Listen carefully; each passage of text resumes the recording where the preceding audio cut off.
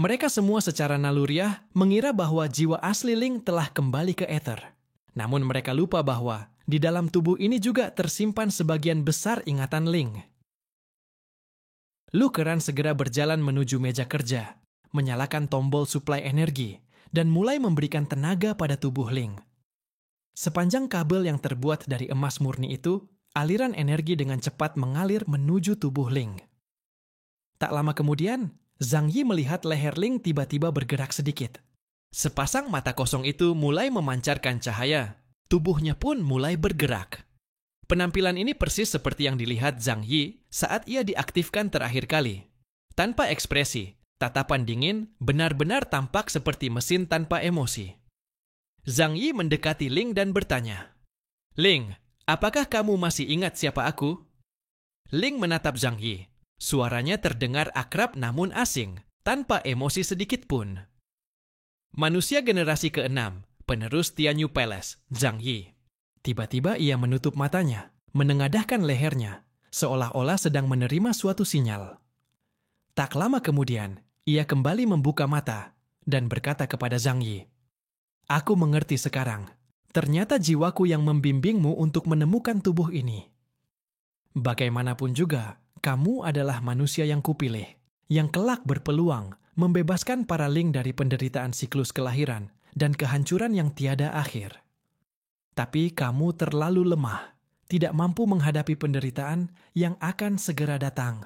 Itulah mengapa aku meninggalkan tubuh ini untukmu." Jiwa Ling dari dunia ether dan tubuh dari dunia ini, keduanya memiliki ingatan yang sama. Ia hanya perlu menebak berdasarkan cara berpikir jiwanya. Maka ia dapat memahami alasan kehadirannya di sini. Selanjutnya, aku akan bertindak sesuai dengan perintahmu. Zhang Yi menghela napas panjang. Dalam keadaan seperti ini, semuanya jadi lebih mudah dibicarakan. Kalau begitu, bisakah kau memberitahuku bagaimana cara membangkitkan kembali kekuatanmu sampai mencapai kondisi puncak? Ling menjawab dengan dingin. Dilihat dari kondisi saat ini, kemungkinan itu hanya ada dalam tataran teori. Kekuatanku terlalu lemah, tidak mampu memberiku cukup energi spiritual untuk menggerakkanku. Sudah kuduga akan seperti ini. Zhang Yi menepuk dahinya sendiri. Penjaga dari peradaban tingkat dewa adalah makhluk yang memiliki kekuatan penghancur dunia. Kalau begitu, bisakah kau membantuku satu hal? Bantu aku menyingkirkan musuhku. Ling tiba-tiba turun dari meja kerja. Ia berjalan ke arah Zhang Yi. Mata tanpa emosi, tetapi gerakan tubuhnya sangat sinkron dan halus, hingga tak terlihat bahwa ia adalah seorang robot. Aku akan bertindak sesuai dengan perintahmu. Namun saat ini, kemampuan tempurku tidak terlalu kuat. Menurut standar manusia, kemampuan tempurku saat ini hanya setara dengan pengguna tipe penguatan dengan indeks kekuatan khusus 40.000. Hanya setara dengan pengguna tipe penguatan dengan indeks kekuatan khusus 40.000. Betapa jarangnya istilah seperti itu. Zhang Yi menelan ludahnya, tak mampu menyembunyikan kegembiraannya. Namun, kata-kata Ling juga bisa dipahami. Pengguna tipe penguatan sepenuhnya mengandalkan kekuatan fisik. Ling hanya perlu menggunakan tubuh ini untuk bertarung, dan itu sudah setara dengan pengikut kuil hitam.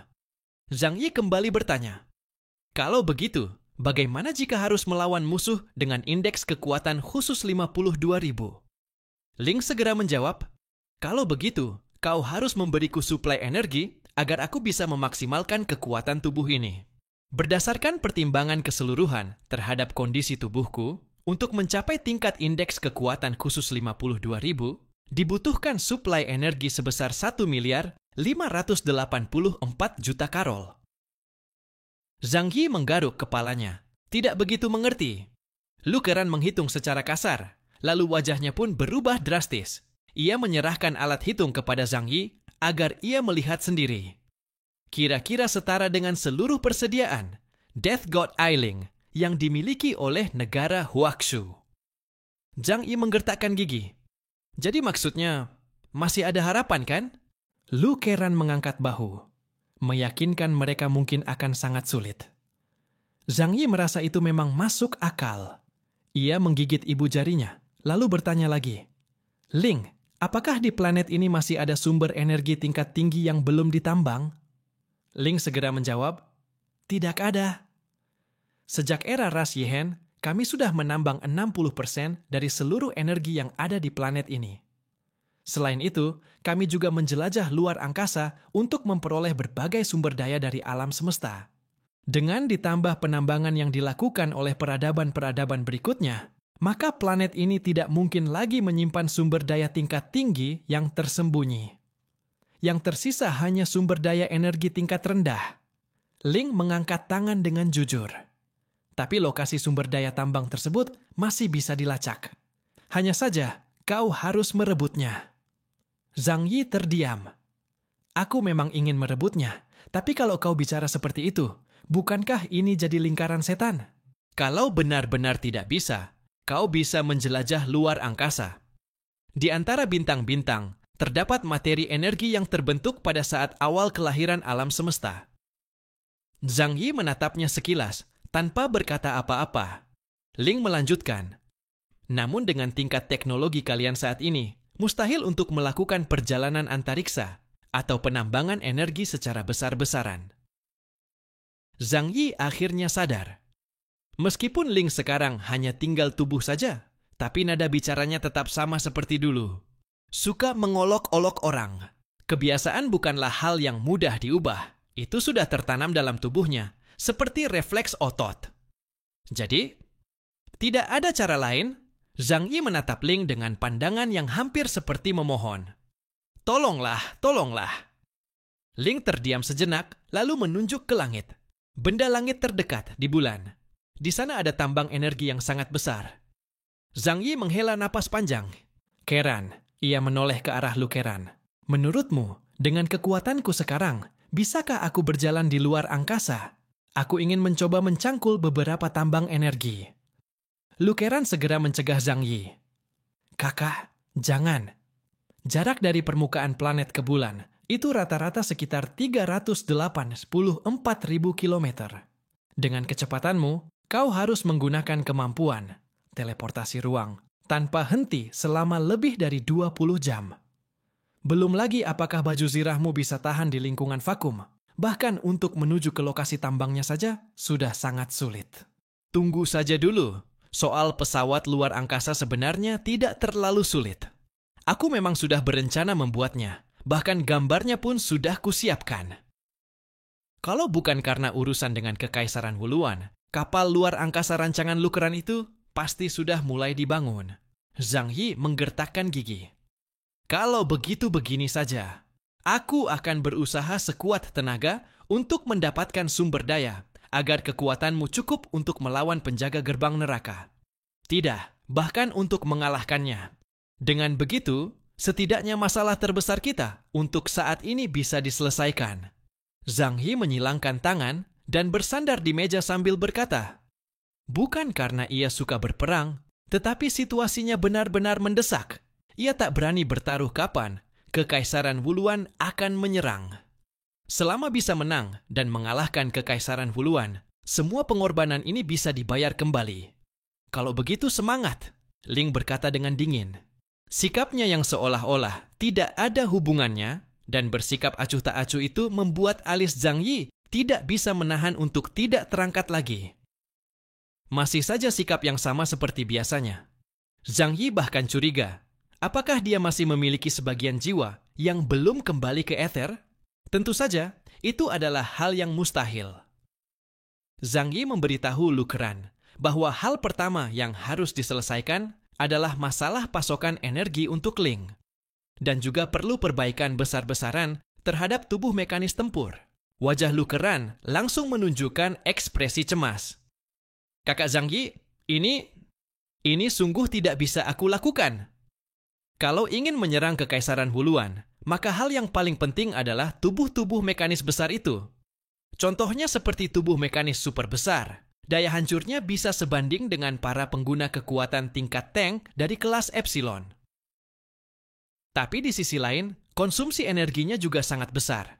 Jika kita menghabiskan semua yang kita miliki saat ini, itu hanya cukup untuk membentuk 2 legiun tubuh mekanis dengan skala 10.000 unit. Tetapi bahkan semua energi itu, jika diberikan kepada Ling, juga masih belum cukup. Pada saat itu, Zhang Yi akhirnya menyadari satu hal. Perang skala besar pada akhirnya bertempur dengan apa? Bertempur dengan uang. Lebih tepatnya, dengan sumber daya. Tenaga manusia, persenjataan, bantuan logistik, semuanya harus terselesaikan. Zhang Yi menutup matanya dan berpikir sejenak, lalu berkata kepada Lu Keran, "Kau urus dulu sebisamu, aku akan menyelesaikan masalah energi." Lu Keran mengangguk pasrah. Kalau begitu baiklah. Tatapan matanya kepada Zhang Yi bahkan menunjukkan sedikit rasa simpati, karena semua orang tahu perang di tingkat penghancuran negara membutuhkan sumber daya yang tak terukur banyaknya. Jika Zhang Yi ingin melancarkan perang penghancuran negara, dia harus menyatukan kekuatan dari semua pihak. Zhang Yi berpikir sejenak, lalu menyerahkan 10 kristal matahari yang diberikan raja dari kerajaan Deep Blue kepadanya kepada Lu Keran.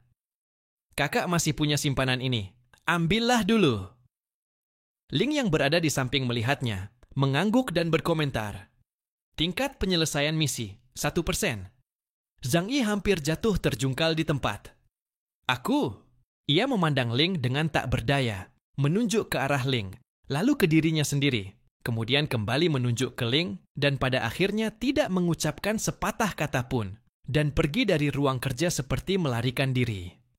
Setelah naik ke atas, Zhang Yi mengusap kepalanya, lalu memperlihatkan senyum lega dan berkata kepada Yang Xinhen, "Ada harapan." Yang Xinxin mendengar itu, menyesap kopi, lalu tersenyum. "Tapi tetap saja, misi ini sangat berat. Setidaknya lebih baik daripada tak ada harapan sama sekali." Zhang Yi mengangkat tangan dan menggelengkan kepala. Dia menyilangkan tangan di bawah dagunya, dan dengan tenang mulai memikirkan strategi berikutnya. Dalam waktu singkat, Kekaisaran Wuluan tidak mungkin berani menginjakkan kaki ke daratan. Mereka sangat takut kepada suku naga Qinling. Paling-paling kita tak perlu mendekati pesisir, toh badai di lautan tidak mungkin sampai ke kota badai salju. Mereka juga tidak mungkin membuat gerakan besar kalau tidak bisa-bisa mengusik suku naga. Namun Yang Xinxin berkata, "Tetapi kita tetap harus mempertimbangkan satu kemungkinan. Mereka akan terus menguji batas kesabaran suku naga. Sebelumnya mereka menenggelamkan puluhan kota di Tenggara. Bisa jadi lain kali mereka akan menyerbu wilayah yang lebih dalam." Begitu mereka menyadari bahwa suku naga tidak terlalu peduli pada negara Huaxu, maka saat itulah perang yang sesungguhnya mungkin bukan lagi dimulai oleh kita. Zhang Yi mengangguk. "Kau benar. Itu juga yang paling aku khawatirkan. Kita tidak boleh menunggu orang lain yang menyerang lebih dulu. Kita harus menyerang lebih dahulu untuk mengambil keuntungan. Soal energi, aku bisa mengurus wilayah selatan Jiangnan. Eksperimen dari keluarga Deng telah memberikan kita satu ide, dan itu bisa memenuhi sebagian kebutuhan Ling. Langkah berikutnya yang harus kulakukan adalah menyatukan seluruh kekuatan dari 6 wilayah besar di negara Huaxu. Bertempur mati-matian dengan mereka." Sorot mata Zhang Yi semakin tajam. "Kita tidak hanya membutuhkan pasokan senjata dari mereka, tapi juga perlu mengerahkan para manusia istimewa tingkat tinggi. Jumlah musuh dari kelas Epsilon sekitar 20 orang. Kita harus memastikan punya paling tidak 30 kekuatan setara Epsilon agar bisa memiliki keunggulan mutlak." Yang Xinxin berkata, "Itu sangat sulit. Sekalipun gelombang mutasi kedua telah datang, jumlah Epsilon di setiap wilayah besar tetap sangat terbatas. Tidak semua wilayah seberani kita, berani menjelajah ke daerah-daerah bawah tanah tempat peradaban-peradaban lama pernah muncul." Zhang Yi mengerutkan kening. "Itu berarti kita harus melakukan negosiasi." Yang Xinxin mengangkat kepalanya. "Apa tidak mungkin mencari bantuan dari luar?" Zhang Yi menarik napas dalam-dalam, lalu menghembuskannya. "Sebenarnya aku sudah memikirkan itu. Tapi sekarang, antara Skandinavia dan Vatikan Ortodoks, hubunganku dengan mereka masih penuh gesekan. Pertama, aku sulit mempercayai mereka. Kedua, mereka mungkin hanya menunggu kesempatan untuk menertawakanku. Soal wilayah Sarah, lupakan saja. Lokasinya terlalu rumit, berdekatan dengan Baidigang dan Skandinavia. Mereka juga tidak akan berani meninggalkan wilayahnya dengan mudah. Sedangkan soal Columbia..." Zhang Yi menggelengkan kepala. Kalau aku bicara sekarang, dengan sifat orang-orang itu, mungkin mereka akan menuntut hak penggunaan Ling dariku. Zhang Yi mengusap rambutnya sendiri. Perang ini ternyata bukan hal sesederhana bertempur sendirian.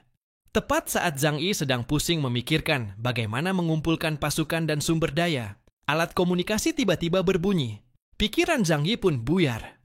Ia bertanya-tanya siapa yang menghubunginya. Namun ketika ia membuka tampilan komunikasi, ia melihat nama yang sangat familiar. Supernova. Brian Griffin. Orang ini datang mencariku sekarang? Jangan-jangan dia mau menghiburku. Atau dia datang sebagai perwakilan dari Columbia, ingin membicarakan soal hak penggunaan Ling. Zhang Yi mengusap dagunya, tapi tetap menyambungkan panggilan video. Begitu video terbuka, wajah seekor anjing dengan ekspresi polos, namun kebingungan langsung memenuhi layar Zhang Yi. Wajah Brian tampak agak bingung, seolah-olah dia juga terkejut dengan panggilan ini. Brian? Chaos. Sekarang kau menghubungiku ada urusan apa? Jujur saja, aku sedang sangat sibuk. Kau juga tahu, baru saja terjadi banjir besar, rumahku sampai terendam. Sekarang aku tiap hari sibuk menjemur selimut, dan selimutku banyak sekali. Zhang Yi menyandarkan kepalanya dengan malas. Brian menjawab, biasanya aku tidur di kandang anjing, tapi ya sudahlah, itu tidak penting. Wajahnya mendekat ke kamera, berusaha memaksakan senyum. Hai bro, kudengar di tempat kalian baru saja terjadi tsunami. Aku sedang berpikir, apakah harga makanan laut turun sekarang? Hehehe. Zhang Yi menjawab, datang saja, gratis ku kasih. Baiklah, mari kita bicara hal serius. Aku dengar kalian sedang diserang oleh manusia kadal. Kalau kalian mengalami kesulitan, aku bisa datang membantu. Zhang Yi merasa semakin heran. Brian ingin membantunya? Ia berpikir sejenak, lalu berkata kepada Brian, kau pasti tahu, belum lama ini aku sempat bertarung di Pluto melawan Asosiasi Ilmu Pengetahuan Alam kalian, kan? Brian mengangkat kedua tangannya. Aku tahu, lalu kenapa? Tapi sekarang kamu benar-benar datang ke sini untuk membantuku. Terus terang, aku agak tidak menyangka. Mari kita bicara terus terang, kamu membantuku itu dengan syarat apa? Zhang Yi masih tetap waspada terhadap Columbia. Bagaimanapun, negara itu berada di sisi lain planet ini. Sejak kiamat, dia sama sekali belum pernah menginjakkan kaki di tanah itu. Namun tiba-tiba muncul satu entitas selevel ajaran gelap, yaitu Pluto. Itu saja sudah cukup membuat Zhang Yi merasa waspada. Brian menoleh ke samping, seolah sedang menunggu izin seseorang, lalu ia mengangguk. Baiklah saudara, terus terang saja, memang ada seseorang yang berharap aku membantumu kali ini. Siapa yang menyuruh kalian membantuku? Brian memeluk kedua cakarnya dan bertanya dengan ekspresi puas. Kamu bisa menebaknya. Zhang Yi merenung sejenak, lalu tiba-tiba menyadari sebuah kemungkinan. Brian menghubunginya hanya mungkin karena dua alasan. Pertama, atas perintah dari Asosiasi Ilmu Pengetahuan Alam. Kedua, dia adalah anggota organisasi Tong. Sebuah dugaan yang sangat berani muncul dalam benak Zhang Yi. 4 penunggang fajar dari organisasi Tong kini telah dikonfirmasi 2 orang. Ksatria Roh, Raja Arthur, dan Ksatria Moral Sarah. Mereka berharap Zhang Yi sendiri menjadi Ksatria Ilusi. Maka masih ada 1 orang lagi yang belum dikonfirmasi. Jangan-jangan Zhang Yi menatap Brian dalam layar dengan tatapan sangat aneh. Jangan-jangan kamu adalah anggota organisasi Tong. Anggota keempat dari 4 penunggang fajar. Brian mengacungkan ibu jari dengan cakarnya yang seperti anjing, lalu memperlihatkan deretan giginya yang putih bersih. Benar-benar cerdas, langsung bisa menebaknya. Zhang Yi terdiam. Organisasi Tong ini gila. Masa mereka menjadikan seekor anjing sebagai salah satu dari 4 penunggang fajar? Zhang Yi benar-benar sulit untuk memahaminya. Selain itu, kemampuan Brian juga sangat sulit untuk dinilai. Meskipun indeks kekuatan supernaturalnya sangat tinggi, tapi saat bertarung, ia lebih banyak bersantai daripada serius. Kalau benar-benar harus memilih seseorang dari Columbia untuk menjadi salah satu dari penunggang fajar, jelas ada pilihan lain yang lebih pantas. Misalnya Pluto. Ekspresi Zhang Yi membuat Brian kesal. Ia menggertakkan giginya dan bertanya dengan galak. "Kenapa? Kamu keberatan?" "Guk!" Zhang Yi buru-buru melambaikan tangan. "Tentu tidak. Siapapun yang mereka pilih jadi penunggang fajar, itu urusan mereka. Tidak ada hubungannya denganku." Wajah Brian terlihat sedikit murung. "Sebenarnya, pada awalnya aku juga tidak berniat menerima peran ini. Tapi bosku merasa Kolombia harus tampil dalam pertarungan besar antara agama dan peradaban ini. Kamu tahu, sebagian besar warga Kolombia adalah penganut sekte Junjeng. Jadi, mereka hanya bisa memilih seorang orang berkemampuan tinggi yang tidak beragama untuk bergabung ke pihak organisasi Tong. Dan, adakah yang bisa menjamin kemurnian kepercayaan lebih dari seekor anjing? Aku bersumpah, aku tidak punya sedikit pun niat terhadap Sang Putra Kudus yang disalib itu." Zhang Yi berpikir sejenak, lalu akhirnya memahami kunci permasalahannya. "Jadi, kamu hanya sebagai perwakilan. Semua ini adalah kehendak dari bosmu di balik layar, bukan?" Zhang Yi bertanya dengan penuh rasa ingin tahu. "Bolehkah aku bertemu dengan bosmu?" Mendengar itu, Brian menoleh dan berteriak. "Bos, si Kaos dari Huaxu ingin bertemu denganmu." Terdengar suara sendawa keras dari sana, lalu suara seorang pria tua yang bergumam tak jelas. Mau ketemu aku buat apa? Sial, aku menyuruhmu ke sana buat bantu dia. Bukankah si bajingan itu sekarang sedang keliling dunia cari bala bantuan?" "Hitch, dengan kekuatan mereka di Huaxu sekarang, kalau mau berperang langsung melawan Kekaisaran Huluan, itu terlalu sulit. Kecuali Hitch, dia bisa membangkitkan harta karun yang dia dapat dari mata iblis itu. Hanya itu satu-satunya harapan untuk membalikkan keadaan." Zhang Yi mengusap hidungnya. Awalnya, saat mendengar suara itu, ia mengira di tempat tersebut tinggal seorang pemabuk. Namun siapa sangka, orang itu justru bisa menganalisis situasi dengan begitu mendalam. "Bolehkah saya tahu, apakah dia adalah Profesor Da Vinci yang pernah kamu sebutkan itu?" Brian memang pernah bilang bahwa tuannya adalah seorang ilmuwan gila. Dia bisa bermutasi dan berkembang hingga menjadi anjing mutan kelas Epsilon. Semua itu berkat orang itu. Hal ini membuat Zhang Yi sangat penasaran.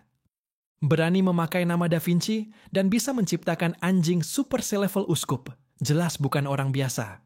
Bersamaan dengan suara sendawa, dalam layar muncul seorang pria tua, berpakaian jas lap putih yang kotor, mengenakan sandal, dengan rambut acak-acakan seperti Einstein. Di tangannya tergenggam botol minuman keras dan di bajunya terlihat noda muntah. Penampilannya sama sekali tidak seperti ilmuwan, justru lebih mirip gelandangan mabuk di pinggir jalan. Inilah profesor dari Asosiasi Ilmu Pengetahuan Alam, dijuluki sebagai otak terkuat, ilmuwan eksentrik, Profesor Da Vinci. Dan nama aslinya adalah George Da Vinci. Menurut pengakuannya, dia adalah keturunan langsung dari Da Vinci yang asli. Profesor Da Vinci mendekat ke arah kamera. Zhang Yi memaksa tersenyum dan menyapanya. "Hai, halo Profesor Da Vinci. Senang bertemu, mohon bimbingannya." Profesor Da Vinci mendekat dengan langkah terhuyung-huyung, menyipitkan matanya menatap Zhang Yi. Zhang Yi samar-samar melihat bahwa di belakang kepala pria tua itu tersambung sebuah alat logam berwarna perak, seperti penutup yang menempel di tengkuknya, dan dari alat itu menjulur banyak tabung kecil, entah terhubung kemana. Di luar pandangan Zhang Yi, terdapat alat setengah bola raksasa berbahan logam, seperti ruang kehidupan, penuh dengan cairan penunjang hidup. Dan di dalam cairan itu, banyak otak manusia mengambang dengan tenang. Kaos.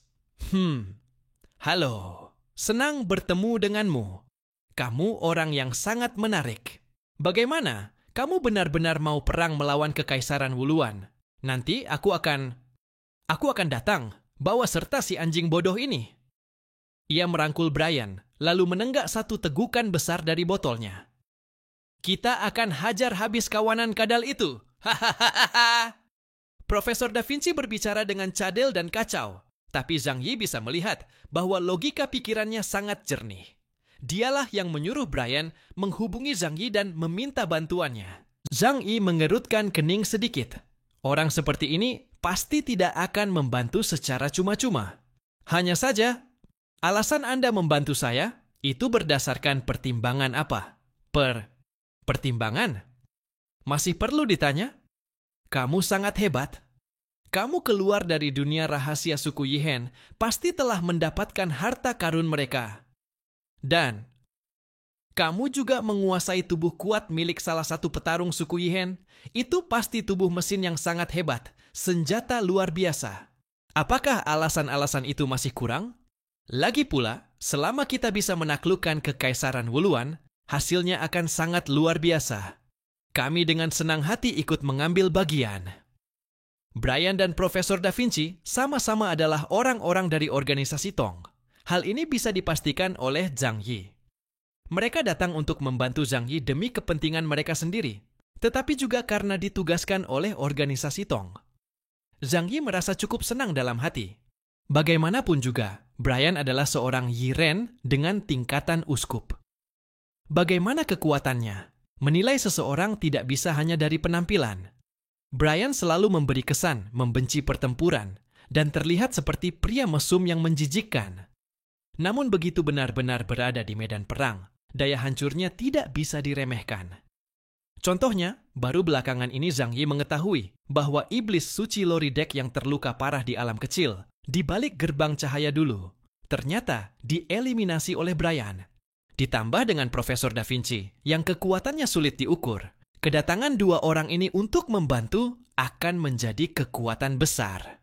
Bagi Zhang Yi saat ini tidak berbeda dengan mengirim batu bara saat musim salju. Siapapun bisa menambahkan keindahan pada hal yang sudah indah, tetapi hanya orang yang benar-benar tuluslah yang bisa membantu dalam kesulitan. Tentu saja, mereka juga punya tujuan masing-masing. Mereka menganggap membantu Zhang Yi dalam pertempuran ini adalah investasi yang menguntungkan.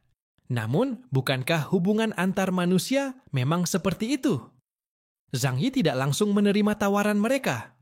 Dengan senyum penuh rasa syukur di wajahnya, ia berkata, "Terima kasih banyak atas bantuan kalian, tapi saat ini aku masih belum memutuskan harus bagaimana. Bagaimanapun, perbedaan kekuatan antara kita dan Kekaisaran Wuluan masih sangat besar. Aku perlu mempertimbangkannya dengan matang. Mungkin kalian belum tahu, aku sudah pindah ke daerah pedalaman." Mata Brian langsung membelalak. "Kau tidak ingin membalas dendam?" Zhang Yi menjawab, "Membalas dendam pasti harus dilakukan, tapi harus disesuaikan dengan kondisi nyata. Tidak bisa hanya mengandalkan keberanian buta." Profesor Da Vinci memandang Zhang Yi dengan mata sipitnya, lalu tiba-tiba berkata, "Baiklah, kalau begitu, tunggulah sampai hari kau sudah benar-benar memutuskannya. Hubungi kami lagi." Zhang Yi mengangguk. "Terima kasih atas niat baik kalian. Ngomong-ngomong, boleh aku tanya satu hal? Kalian datang mewakili diri sendiri atau mewakili kehendak dari para petinggi Columbia?" Sudut bibir Profesor Da Vinci sedikit menyungging. "Kami dari asosiasi ilmiah sendiri, dan itu sudah cukup untuk mewakili kehendak para petinggi Columbia.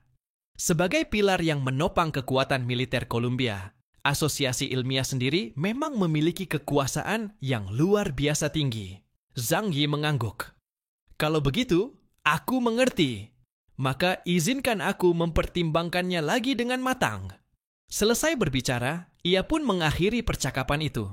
Zhang Yi tidak memberitahu mereka secara langsung bahwa dia sebenarnya sudah mulai merencanakan serangan terhadap Kekaisaran Wuluan. Karena ini adalah hal yang sangat rahasia. Sebelum semua persiapan selesai, semakin sedikit orang yang tahu, semakin baik. Bahkan para petinggi dari wilayah lain saat ini juga belum mengetahui bahwa Zhang Yi berniat untuk memulai perang. Kepindahan Zhang Yi hanyalah untuk menutupi tujuan sebenarnya. Dengan bantuan Columbia, kemungkinan keberhasilan kali ini setidaknya bisa meningkat sekitar 5-10%. Brian, seorang Yiren tingkat uskup yang memiliki kemampuan pengendalian gravitasi luas. Bantuan ini sangat besar. Bagaimanapun juga, panggilan dari Brian telah memberikan Zhang Yi suntikan semangat yang besar, membuat kepercayaan dirinya meningkat pesat. Selanjutnya yang perlu dilakukan adalah terus berusaha dan mengumpulkan sumber daya.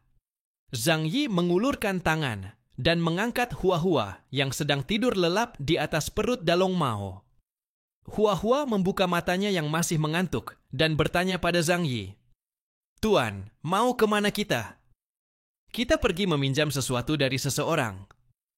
Zhang Yi menggendong Huahua dan kemudian pergi ke tempat kerja Yang Xinxin. Saat itu, Yang Xinxin sedang berada di ruang kerjanya. Di dalamnya terdapat komputer super yang mengendalikan seluruh benteng Tianhai.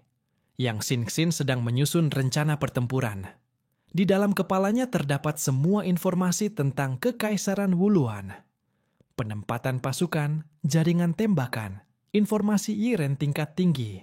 Jika ingin benar-benar memenangkan perang ini, maka semua aspek harus diperhitungkan secara menyeluruh. Apalagi permintaan Zhang Yi adalah untuk meminimalkan kematian anggota inti. Ini tentu membuat tuntutan terhadap Yang Xinxin menjadi lebih tinggi. Begitu melihat Zhang Yi, Yang Xinxin menghentikan pekerjaannya dan bertanya sambil tersenyum, "Kakak, ada apa?" "Kita harus pergi sebentar. Kau ikut denganku."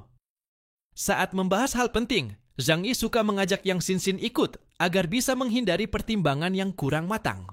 Yang Xinxin mengangguk, lalu berdiri dari kursinya. "Kita akan kemana?" "Ke dasar laut, ke Kerajaan Biru Dalam." Tujuan pertama Zhang Yi adalah Kerajaan Biru Dalam untuk meminjam makanan dari Raja Jin. Meskipun disebut meminjam makanan, sebenarnya itu adalah meminjam sumber daya strategis. Sumber daya di dasar laut sangat melimpah. Kerajaan Biru Dalam sudah mengelolanya selama bertahun-tahun dan belum pernah mengalami perang besar, sehingga persediaan mereka pasti sangat banyak. Raja Jin juga terkenal mudah diajak bicara. Itulah sebabnya Zhang Yi memilihnya sebagai target pertama. Zhang Yi membawa Huahua dan Yang Xinxin, lalu memberi beberapa instruksi pada Zhou KR untuk menolak tamu jika ada yang mencarinya. Kemudian, ia pun berangkat menuju Kerajaan Biru Dalam. Tempat yang jauh sekalipun, bagi Zhang Yi yang sudah seperti ini, hanya membutuhkan waktu beberapa puluh menit saja. Dengan lincah ia menyelam ke laut dalam, dan di bawah wilayah Guisu, ia menemukan pintu masuk Kerajaan Biru Dalam. Para prajurit penjaga mengenali Zhang Yi dan segera mendekatinya sambil memegang senjata. "Bukankah ini manusia dari daratan? Seingatku Anda berasal dari klan Hundun. Boleh tahu keperluan Anda apa?" Zhang Yi berkata, "Aku ingin bertemu dengan Yang Mulia Raja Jin." Prajurit penjaga mengambil sebuah alat berbentuk kerang, meletakkannya di telinga, lalu setelah menghubungi, ia berkata kepada Zhang Yi, "Silakan ikut saya." Segera setelah itu, Zhang Yi pun bertemu dengan Raja Jin. "Tuan Hundun, sudah beberapa hari tidak bertemu. Kenapa Anda datang lagi? Apakah ada masalah di daratan?" Meskipun ras duyung dikenal sederhana dan baik hati, mereka bukan orang bodoh, apalagi ini adalah rajanya. Zhang Yi langsung menjelaskan maksud kedatangannya. Yang Mulia mungkin tahu, waktu itu di tempat penyegelan, kami diserang oleh Atlantis dan Kekaisaran Wuluan yang bekerja sama. Mereka berusaha menghalangi kami menyegel Mamon. Tapi pasukan Kekaisaran Wuluan malah dibantai balik oleh kami. Akibatnya, negara mereka melancarkan aksi balas dendam dengan meluncurkan tsunami besar yang menenggelamkan kota-kota pesisir negara kami. Tempat tinggalku pun hancur, banyak orang yang mati, dan seluruh kota menjadi kota mati. Berdasarkan pemahamanku terhadap mereka, aksi balas dendam ini tidak akan berhenti di sini. Namun dengan sumber daya yang kita miliki sekarang, sulit untuk menyelesaikan perang ini sekaligus. Raja Jin mendengarkan, sambil mengelus janggutnya. Tentang kejadian di tempat penyegelan, para pangeran seperti Jisan sebelumnya memang telah melaporkannya. Mendengar apa yang dilakukan Atlantis dan Kekaisaran Wuluan, ia pun merasa marah. "Anda ingin meminjam sumber daya? Itu tidak jadi masalah.